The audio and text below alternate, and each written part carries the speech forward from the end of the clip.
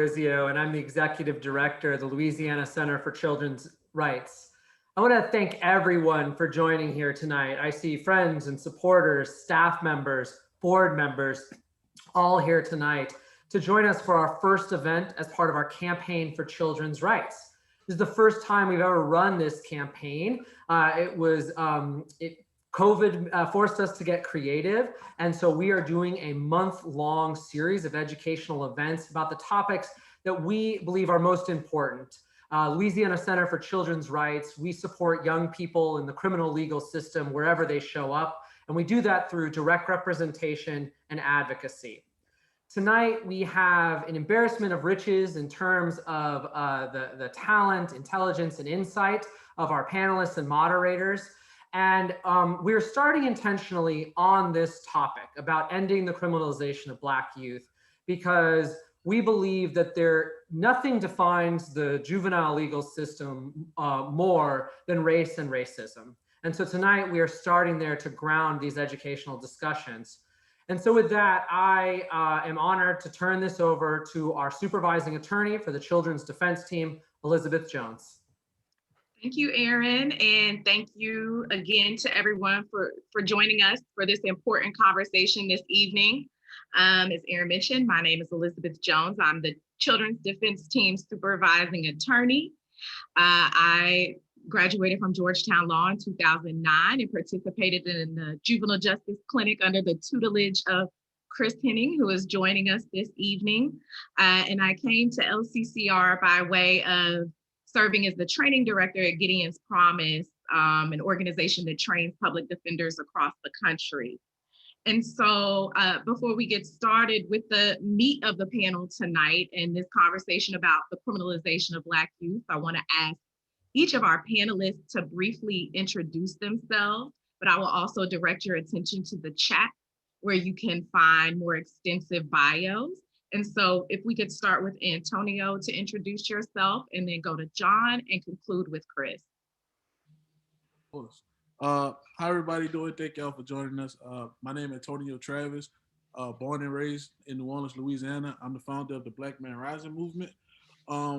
Basically, it's a movement geared towards healing mental illnesses and self-empowerment. And it was started out of a necessity for young Black men in my community who deal with mental illnesses, who deal with trauma, and don't have the resources, different avenues to go about getting help. And I noticed that through the young men, my brothers committing suicide, yada, yada, yada. I could go on and on about it, but long story short, born and raised in New Orleans, Black Man Rising movement, and Wakanda, y'all mean, pass it on.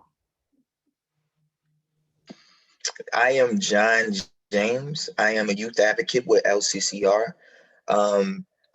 Previous work have worked for Making Connections New Orleans, which is an organization that focuses on the mental health and well-being of African-American men and boys in the city of New Orleans. And before that, I was working for the New Orleans Recreation Development Commission as a facilities manager.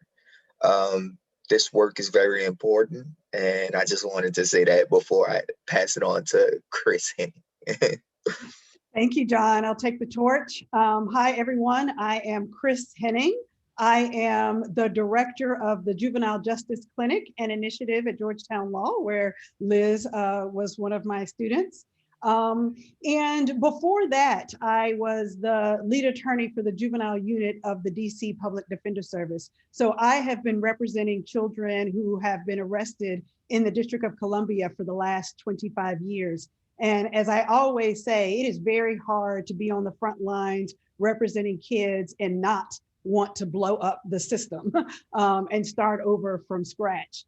And so as a result, I find myself doing a lot of policy reform efforts, a lot of training for all of the state actors in juvenile legal systems across the country, and a lot of research and writing about this very topic, the criminalization of Black youth in America.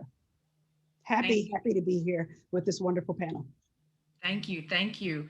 So to start this conversation, we want to provide some framing for what does it mean that Black youth are criminalized? And so the first question is for Professor Henning. And if you could give us a little bit of the historical backdrop that has led to the criminalization of Black youth in America to get us started this evening. Yes, absolutely. I think all of us know that Black youth have been marginalized and criminalized in America since the institution of slavery, but I won't start there. Instead, let me start, though, pretty far back with the origins of the juvenile legal system. So what some of you may not know is before 1899, all children accused of crimes were sent to adult criminal courts to be tried and prosecuted as adults. But in the 1800s, a group of progressive reformers called child savers became concerned about the welfare of children and fought to remove young people from adult prisons and courts and to create these specialized juvenile courts that we know today. They also created work farms and reform schools that would treat and rehabilitate children instead of punishing them. But here's where race comes in. From the very outset, the first juvenile justice reformers were not interested in rehabilitating Black children.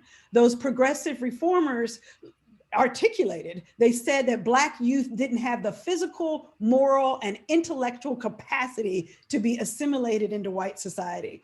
And even when some of those first child welfare institutions finally did open their doors to Black children, they did not even pretend to treat and rehabilitate them. Instead, they were relegated to the colored section of these institutions, and they were denied educational, recreational, and other rehabilitative services. To be quite frank, Black boys were trained to meet the agricultural and other manual labor needs of the day. Black girls were trained to be cooks, maids, and seamstresses.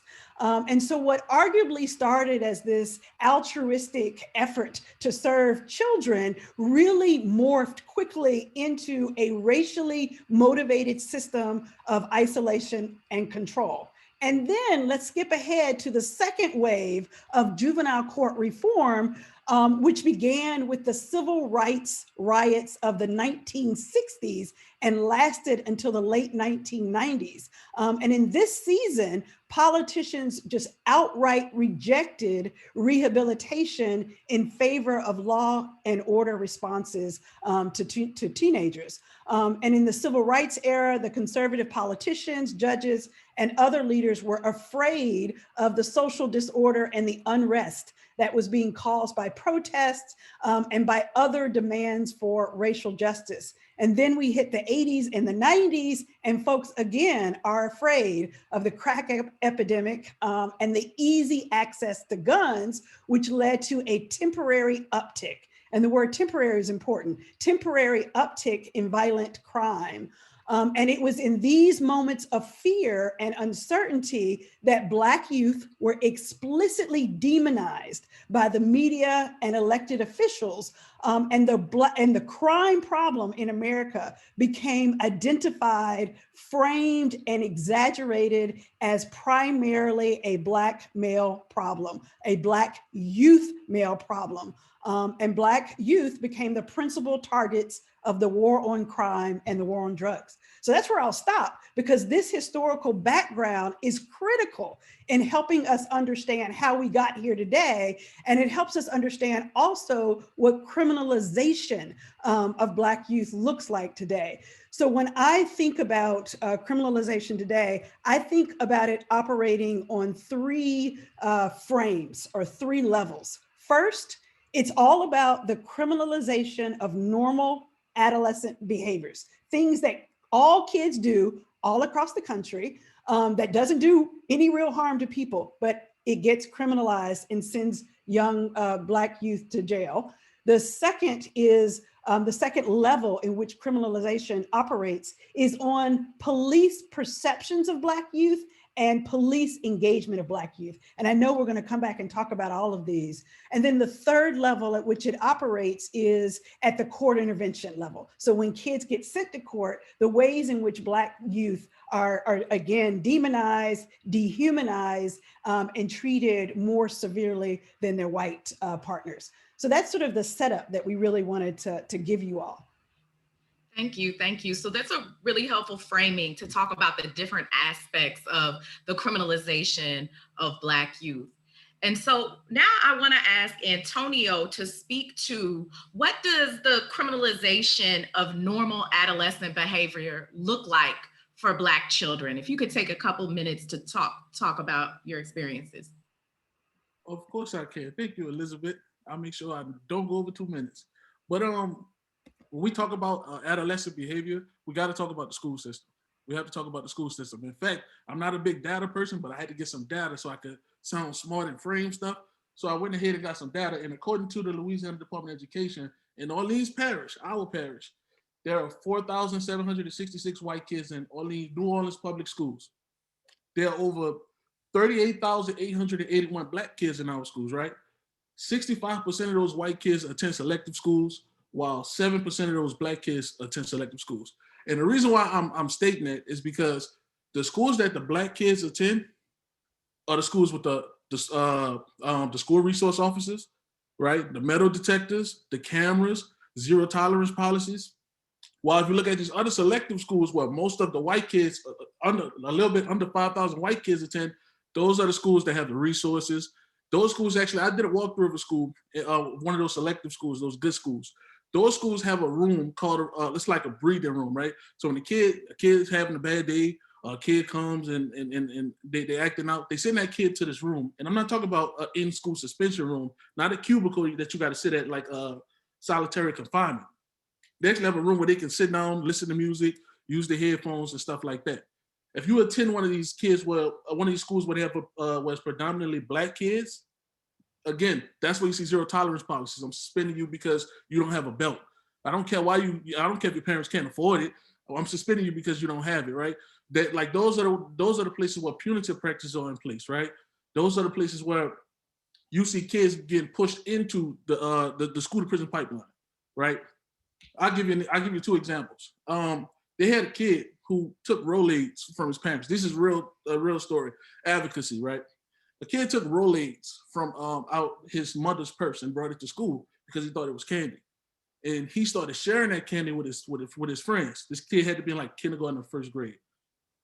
The teacher found out, called the police. That kid got handcuffed and was accused of dealing drugs.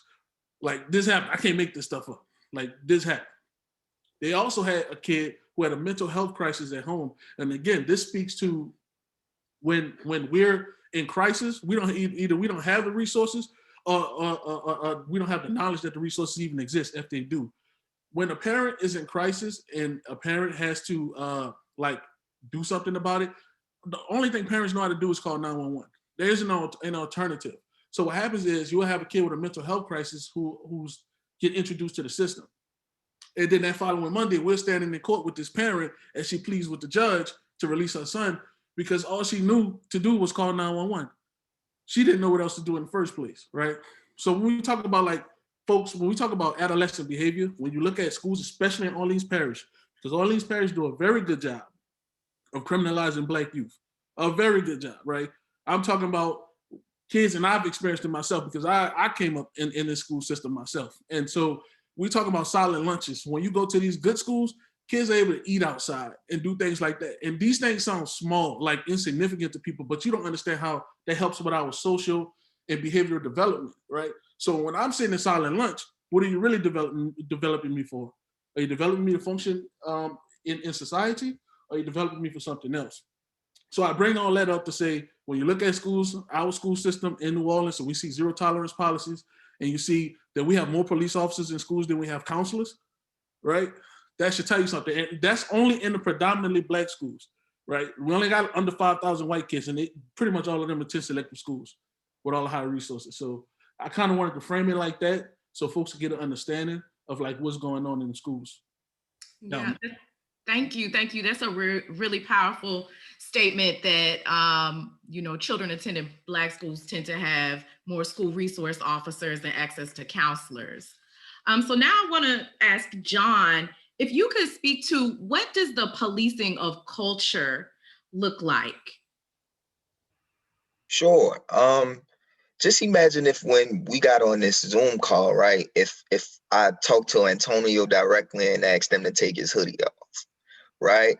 Like that immediately sets a tone for something that can be cultural, right? So policing of culture can look like devaluing or disregarding culture as if it doesn't play a role in who we are, right? It can also look at banning or creating certain specific rules in schools or in places that Black youth are in, such as like banning of hairstyles or banning of ways of dress, and then creating systems that enforce the banning of those things. So like suspension and expulsions after so many suspensions for wearing the dreads or wearing your hairstyle in a certain way. But it can also look as if banning things culturally, such as like music, or banning rap music, or banning things that are very culture specific.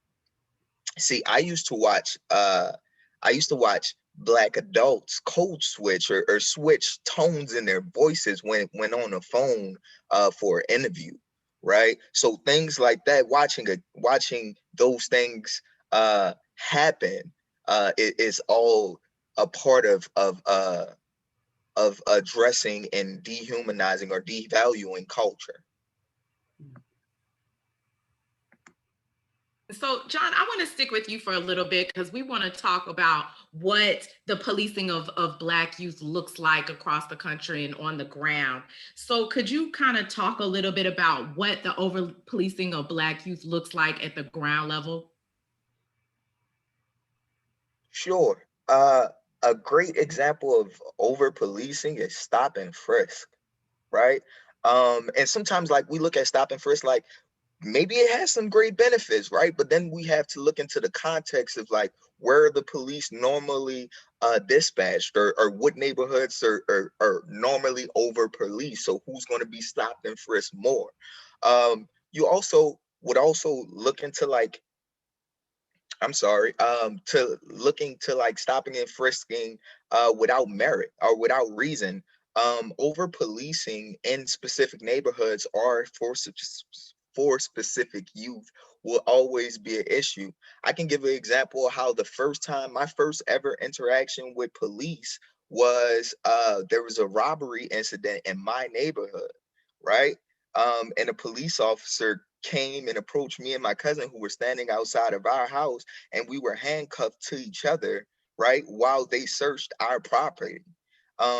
In environments like this, when we're over policing youth, and I was 16 at the time of my first engagement with police, when we look at how that affects youth and how that affects youth, specifically Black youth, especially in their own neighborhoods, it clearly shows the issues.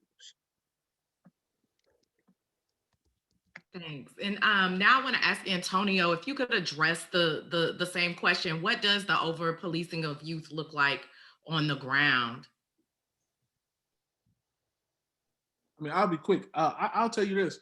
One of the things that I've seen in my lifetime, because I've also have had those type of interactions with police officers as well, and I've had like a bunch of cars stop in front of me and take my book sack from me because they think I got something in there or whatever.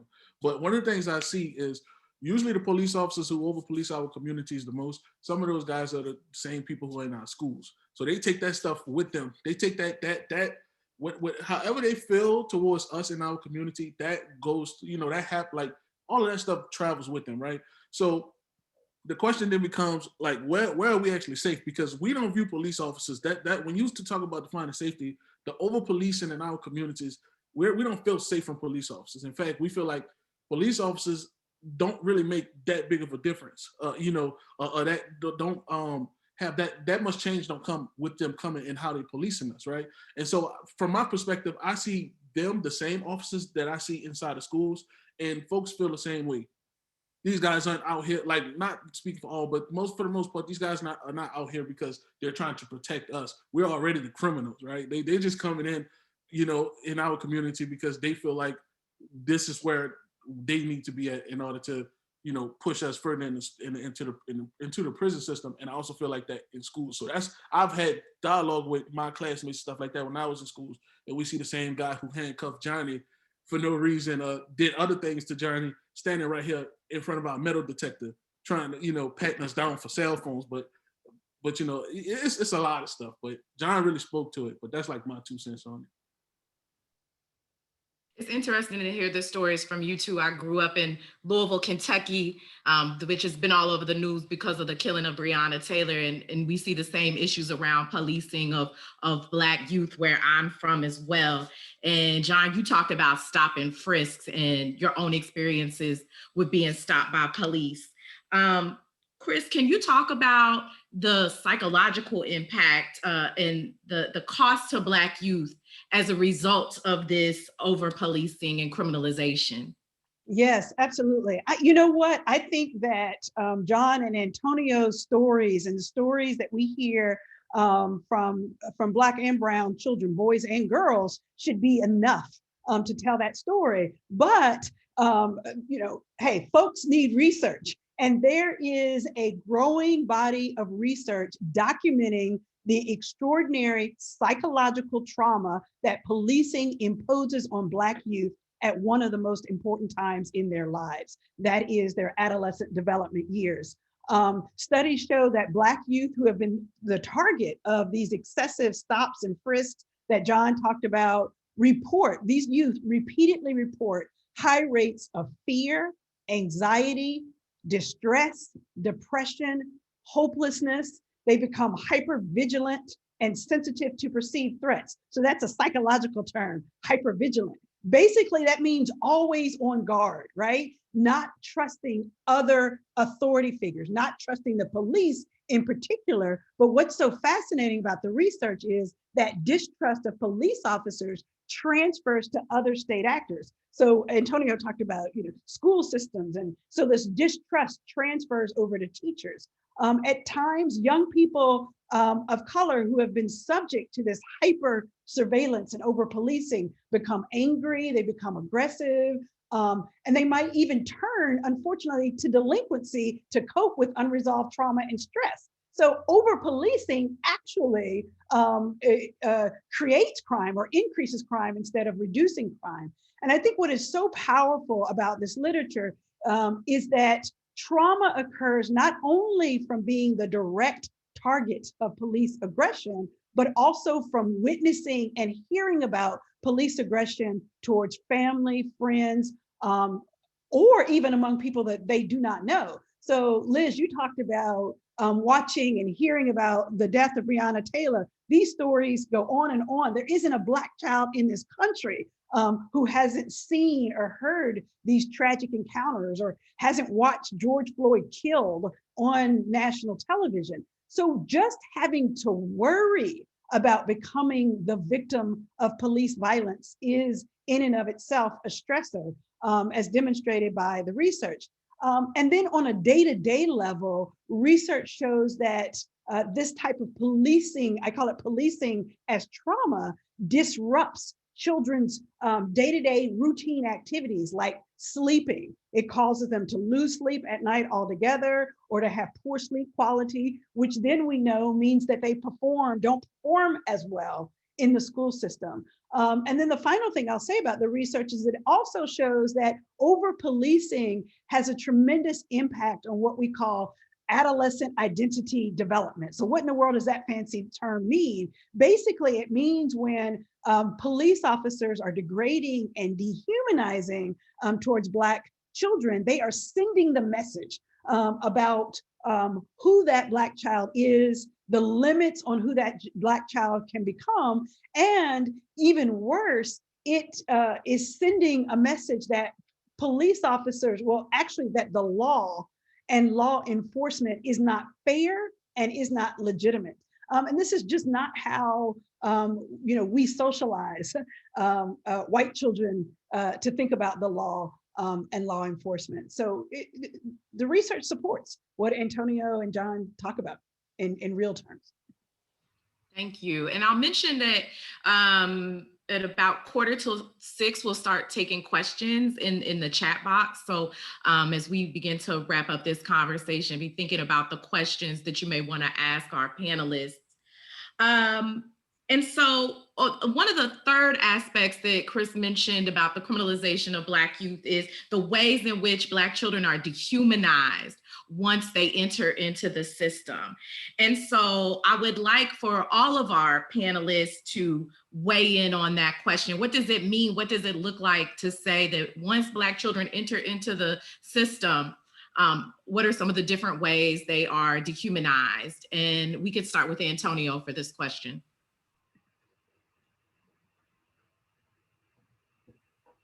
Yeah, so I have a like I said, I run Black Men Rising movement, and I have like a bunch of mentees. And one of the things that strike me, and like I said, I'm speaking from like an advocacy perspective, as I advocate on behalf of them, is that like Black kids are not seen as kids; they're not seen as human beings. And I think it never struck me more than the time that we had to advocate on behalf of this parent who had two sons incarcerated. I think one was 10 and one was 11 at the time, because they were playing with their neighbor's cell phone, and the neighbor thought that they stole the cell phone, called the police, and these kids were handcuffed, and they was in jumpers that was bigger, like jumpsuits bigger than them, and handcuffs couldn't even fit them because of how small they was. But it was the judge who struck me, because the judge didn't look at them as human beings. In fact, I've come to realize, had we not shown up and shown support for that parent, I don't know what route the judge would have went with those kids, but it was a very traumatic moment just to see how the judge spoke to that parent and those kids. And then after that situation, to sit down with those kids and talk to those kids. And one of the kids remember his number. He know his number by heart. He remember what he used to eat. He remember how like he was, they fed him slob, but like he just remember like just being in this traumatic space and feeling like nobody cared about him. Like he didn't matter, And so just like hearing those stories and seeing those things, like just shows me like we're not Black kids are not treated like human beings in the environment when they're being over policed. They're not being treated like human beings when they go to schools, when they're being over policed. And when they get to the system, they can give a damn about them when they're inside of there. And I kind of got that from the stories I've heard from the folks that I've represented and advocated for, that when they're inside there, it's every man for themselves. And these, like I said, these kids was 10 and 11 years of age, very real traumatized, and could tell me in detail the things they remember and the stuff they remember the officers and folks saying to them. So that's kind of like my take on it, just from their perspective and what I've seen from them. We can also talk about over sentencing. We can talk about the over medicating, right? We can talk about how Black youth are given medications at a more alarming rate, because we as society looks at Black youth as we have a higher pain tolerance, right? It's sometimes mind-boggling in how we dehumanize Black youth. But we can talk even about how we respond to the needs of Black youth in the system. Do they have access to adequate care when in systems? But it can go on, and I'm sure Professor Henning will be able to attest to that as well. Yeah, I mean, look, I'll jump in. I think you two have nailed it. But let me just step back for one moment. We talk about the dehumanization of youth in the system. It is no coincidence that the youngest person ever executed in 20th century America was a Black boy, George Stinney. He was 14 years old, accused of murdering 2 white girls in 1944, despite extraordinary evidence that he didn't do it. And the reason why I go back that far is this point of dehumanization. We live in a world that believes that it's inhumane, right, to execute children, but yet the United States was the last country, or one of the last 3 countries to abandon or to determine that it was unlawful to execute children or people who had committed crimes before their 18th birthday. We were way too late in doing that. And that the majority of those, or the disproportionate evidence that those sentences were handed down to Black and brown children. So Antonio nailed it when he said, we don't think of Black children as children. period. That's where this all starts. And so even when white youth commit violent offenses like rape, murder, we draw upon what we know about adolescent development. We give them mental health services, and we are more lenient with the belief that they can rehabilitate and get a second chance at life. When Black youth end up in the system, as John said, for these more serious offenses, they are more likely to be transferred to adult court at younger ages for more offenses and for longer periods of time. We've got Black children disproportionately serving sentences of juvenile life without the possibility of parole. And so we all know this, both in Louisiana and across the country. And there's research that shows, this implicit racial bias that John was getting at shows that Black youth are seen to be old, or perceived to be, not just by the police, but by civilians as well, as older than they actually were. And so, look, I don't want to get too deep in the science, but I got to tell you, if you haven't read it, you should read Philip Atiba Goff's study called The Essence of Innocence, in which he demonstrated, he and his colleagues demonstrated that Black youth were perceived to be 4.53 and 4.59 years older than they actually were. This is exactly right. As Raymond puts in the chat, it's this concept of adultification has an extraordinary impact on how Black youth are processed in the system from the front end all the way to the back end. And it looks like maybe Aaron put in the study in the chat as well. Thank you.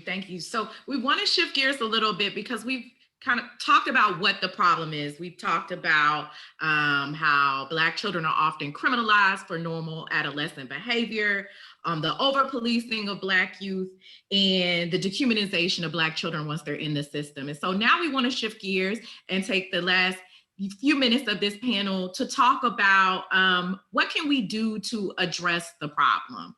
And so how can we best address the racial disparities and the bias that Black youth experience in the justice system?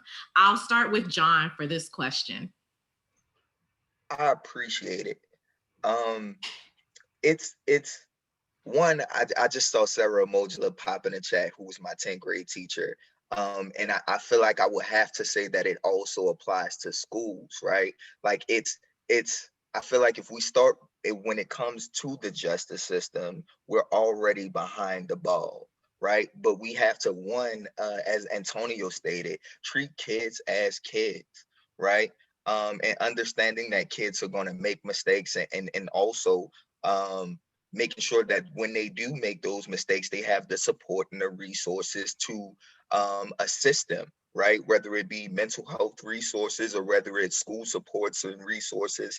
And that goes for all system actors, right? So when it comes to the justice system, when it comes to court, when it comes to intervention before getting to that justice system, all those things are necessary and important. So I think that's the best way for me to answer that question. Antonio or Chris, whoever wants to take the question next. I'm gonna let Professor go last. She gonna kill it. Let me give me. But nah, I think exactly what John said, and it's like with anything. You put your money where your mouth is. We divest from systems that's harming us, and we invest in what we need them in, right? We invest in these young folks to make sure they have these resources, so that they can be taken care of.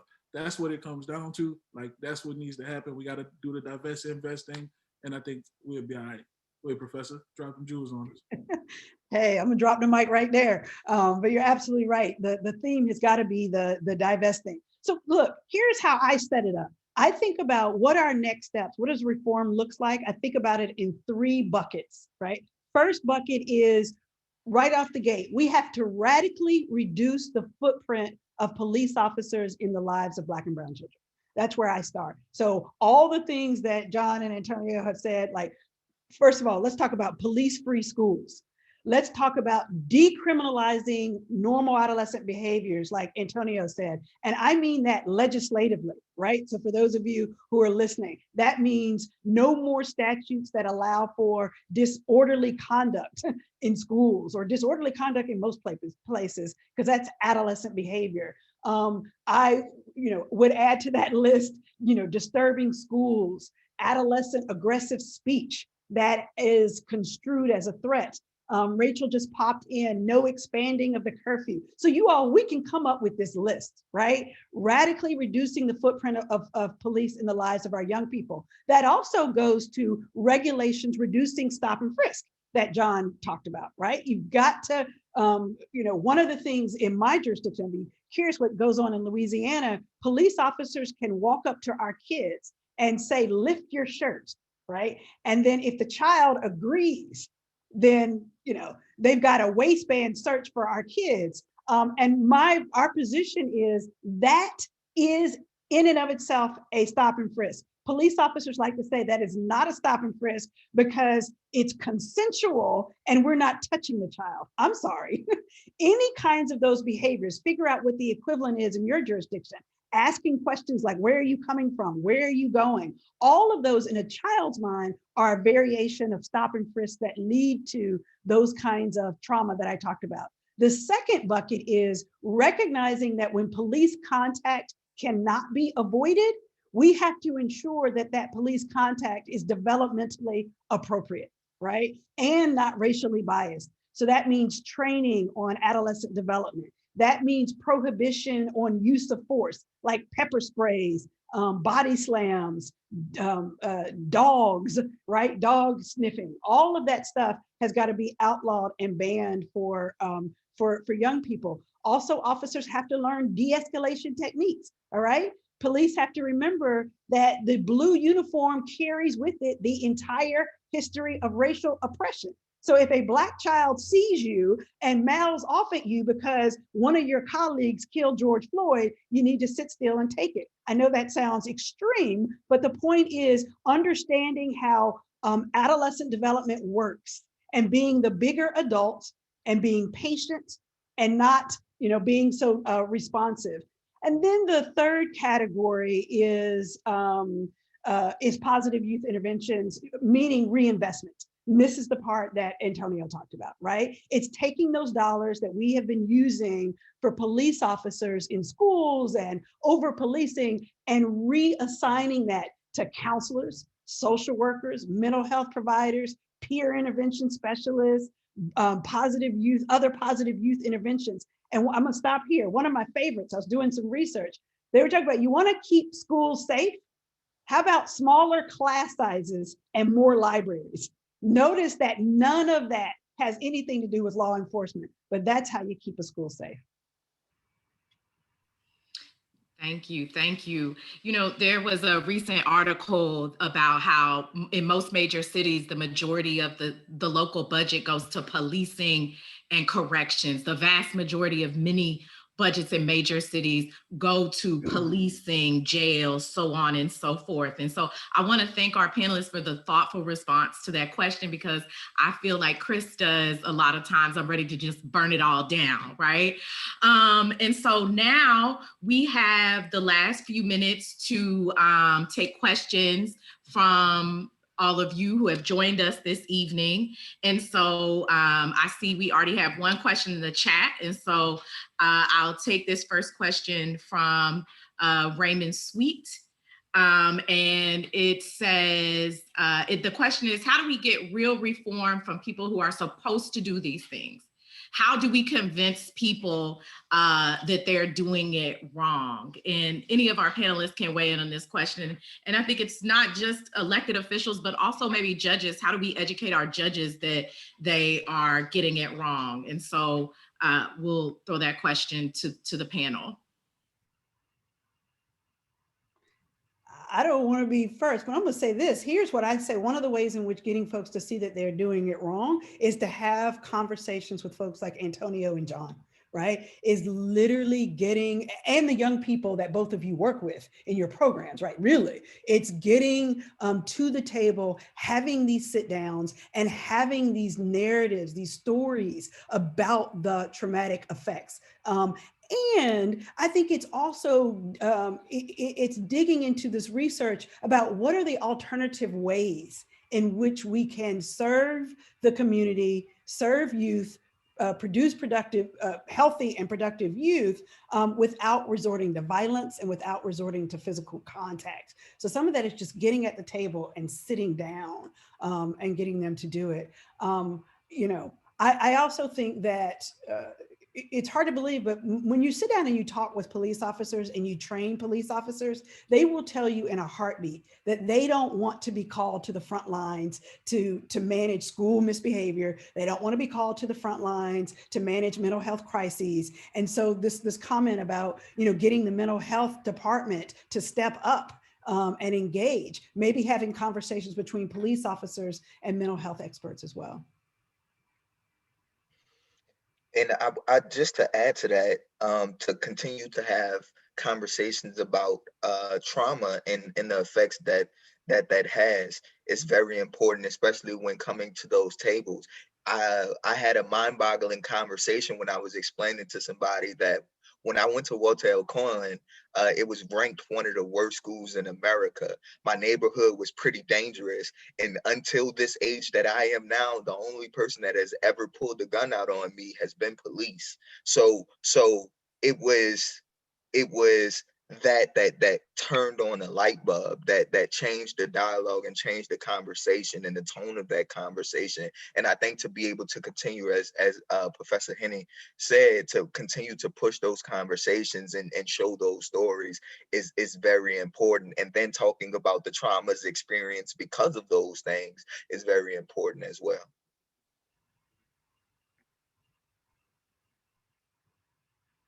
Okay, Antonio, do you want to weigh in on this question at all? Well, they say everything. Okay. So we have another question in the chat, and it is, what do we know about college degree programs for education in terms of whether they have required courses, training about criminalization of Black children? Do schools require teachers to get training in this area? Not that I know of. I think it would be phenomenal. I have never heard of a college curriculum requiring that. I will do, look, I'm going to do a shameless plug. I actually have a book coming out later this year called The Rage of Innocence, How America Criminalizes Black Adolescents. And my sole desire is that colleges across the country, schools across the country will read it. It actually is a collection of stories like Antonio and John have for themselves and for the young people that they work with. And it talks about all of these pieces of research in very plain language mass appeal so that there can be a curriculum. I share that with you only to say there's not going to be a curriculum like that unless we start it. Right. And so that those of us who are advocates can come together and create. I guarantee you colleges and even law schools would welcome programs like this, right? A mini course like this that we can design. So I challenge all of us to do something like that. It'd be a great idea. It's awesome. And I just to piggyback off that, I think cultural competency trainings in multiple different arenas are necessary. So not just making it when you go to school or when you go to work, but or just when you go to school, but when you go to work, cultural competency exists and is necessary in those spaces as well. So making sure that we have those training in all aspects of life, because that's all the places that Black people and Black youth will be. Yeah. And dare I add something to this? Because John, you make this good point about how all of the facets of life need it. We've been talking a lot about policing, but I also talk sometimes about policing by proxy, meaning civilians right, are calling the police. I mean, we know this across the country, right? So it's all the different stakeholders in the school system, but also in the community. And so this training and this educating folks on the criminalization of Black folks has got to be pervasive. If we're going to stop like faulty, 911 calls or abusive 911 calls, or even 911 calls where people legitimately are afraid of Black children for no reason at all, that are, highly exaggerated and irrational. So we've got a lot of work to do all across the country on this, at all facets, I should say, of society on this. I'll also just highlight Sarah's comment that many of our teachers become teachers through alternative certification programs that don't discuss, the criminalization of Black youth. I know I became a high school teacher at a charter school in DC, never trained as a teacher. I just had a master's degree in Pan-African studies. And I also think part of that question is also, are teachers trained? Are people aware of their own implicit biases? And I encourage everyone, you can go to a website, you can Google Harvard's implicit association test, and you can take the Black-White implicit association test and get results. And what they have found is that the majority of people who take this test have some type of implicit bias against African Americans. And so I encourage folks to go take that test and to learn more about implicit biases, because I think that's another issue, that biases that individuals aren't even consciously aware of. And so I want to make sure I'm not missing any questions. So another question is, how do we hold the charter schools in New Orleans accountable? So many of them have obscene numbers of suspensions, and white teachers in classrooms that are made up of persons of color, students that are enforcing these zero tolerance policies, because that is part of the model. So how do we hold charter schools accountable? All right, I'm gonna go because I didn't go last time. I'm gonna say something so that way you don't pick on me because I'm being too quiet. That's interesting because as we know, the charter school system basically answers to their own board. Like the school board really doesn't have that much power in Orleans Parish over the schools. They can like revoke their charter and stuff like that. But when you have a like if your board is pretty much pro charter, I mean, you can only get so far. So each like basically fighting with schools is its own individual battle. Like there's no central place you could go to just get things done. But one of the things I actually was going to do is I was going to run for school board. The only thing I can see in our parish is to get people, community folks, stakeholders on that board, and to put some policies in place where we can hold folks accountable. But it's hard to do that again when charters answer to their own board that they appoint. So yeah. Chris or John, do you want to weigh in on this question? A big thing for me is just show up and show out in numbers and like one thing that I learned being a part of the protest recently for George Floyd and Breonna Taylor and the numerous names that I can name is that creates and invoke change. And it at a bare minimum, it evokes conversation about it. And I think those things are necessary. So for me, it's to show up in numbers at school board meetings, outside of school, in classrooms if necessary. And I feel like that's a big thing that we have on our side. Mm-hmm, mm-hmm. Absolutely. I actually was going to say something very similar. I love John's language, show up and show out, on so many of the questions that are in there. And Liz, there was another one about what can the public do to make sure mental health services are available in New Orleans. You've got this question that you just asked about holding charter schools, showing up and showing out. And I will say this, it's about organizing advocacy, right? In partnerships, absolutely led by, I don't even say partnership, but led by the community. So what is the initiative that you want to put forth, right? And showing up with a string of folks who testify, getting a hearing, getting a bill before whether it's the charter school board or whether it's the local legislative body, getting a bill before the body and having person after person after person to show up and testify.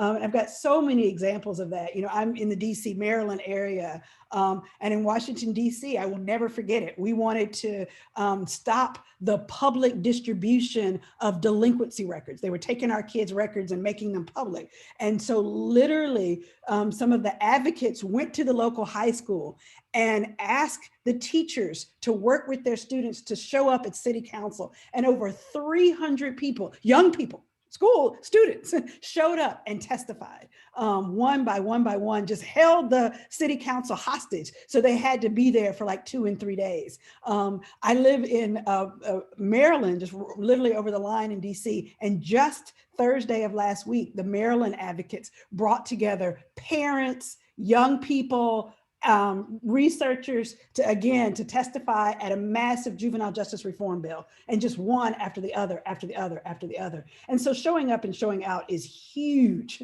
because it makes a difference. And particularly, it's not folks like me who need to testify. It's you know, I'm affected too, to be clear, as a Black woman, but also young people who are affected and their parents. And it's hard to stand up and testify without being emotional. And how is a city council person going to look them, or a charter board, school board person going to look them in the eye and see the tears and the agony and not do something about it? They might not, but at least you got a shot. Thank you. Thank you. I'm reminded of the quote from the great poet Tupac Shakur: "The power is in the people and the politics we address." I have to get to this question from my colleague, Kristin Rome, to close us out this evening. What can we do in our daily lives to make sure Black youth are seen and feel supported? We all see Black youth in passing in our communities. What are some ways we can embrace and affirm them when we see them? That's such a powerful question. Can I go first? Yes, absolutely. Engage them. And the reason why I say it specifically like that is because sometimes, because of the same things that we've listed before, right? We look at youth as if they're bad, or if they're wrong, or if they're, you know, and it stops us from the initial engagement. But like, we have to also treat kids as kids and engage, create conversation, start dialogue, actually breathe life into them. A lot of the time that I spend outside of work is engaging youth, whether it be like walking past and seeing somebody and saying like, what you about to do? What you getting into? Like, let's talk, let's chop it up. I have resources, I have connections. Like, what are you getting into? Like, it's a real thing. And we are all people, and kids want to be looked at and engaged as people as well, you know.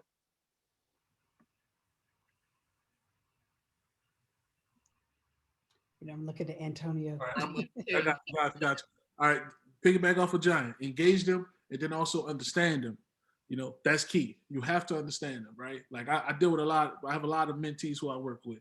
I have some of them one of them in particular, he's not doing too good in school. In fact, he's doing awful. He's failing, right? But if I'm not engaging, like John saying, and understanding his circumstances, that virtual learning is very hard for him to adjust to. It's extremely hard for him. And it's having a mental effect on him.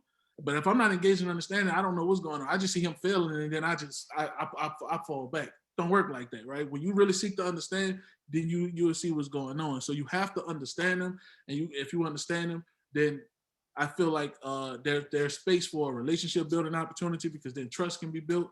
And then once you build in trust and you build a relationship, I can tell you firsthand experience, the sky's the limit. I don't care what they got going on in the community or whatever. If they trust you, you best believe like they coming to you, they value you. So if you want to engage, make sure you engage and you understand, and then it'll blossom from there. Gosh, love both of those comments. Engaging, understanding, and it's not even my word, my favorite word that my hero Brian Stevenson says. He talks about proximity, right? So getting proximate with the young people that we serve. But my tip will be this: it is to look at every Black and brown child as if they were your own child, right? And decide, what would I do if this were my child? So if your child is throwing a temper tantrum or talking back in the classroom, or, you know, doing what teenagers do, would you call 911? You would not. right? If you're, a child gets into a fight at school, would you pick up the child and body slam them on the concrete? No, you would not. Would you use pepper spray, to get a 9-year-old to calm down? No, you would not. And so part of it is training yourself to see Black children as your children. And that should radically reform how we engage with all of our young people. So we only have 2 minutes left, and I just want to take the time to again thank our panelists for joining us and sharing the wealth of information and personal experiences and the work that you do. Thank you very much. And I appreciate and want to thank all of our attendees for joining this evening. And I hope that you will keep the conversation going. And to use the words of John, show up and show out, right? To create the change, be the change that you want to see. And I'm going to turn it over to Executive Director Erin Clark-Rizzio, because this is the first in a series of conversations that we are having. Yes, thank you all. And thank you so much to the panelists. Thank you for sharing yourself, your time, your experiences, and your insight.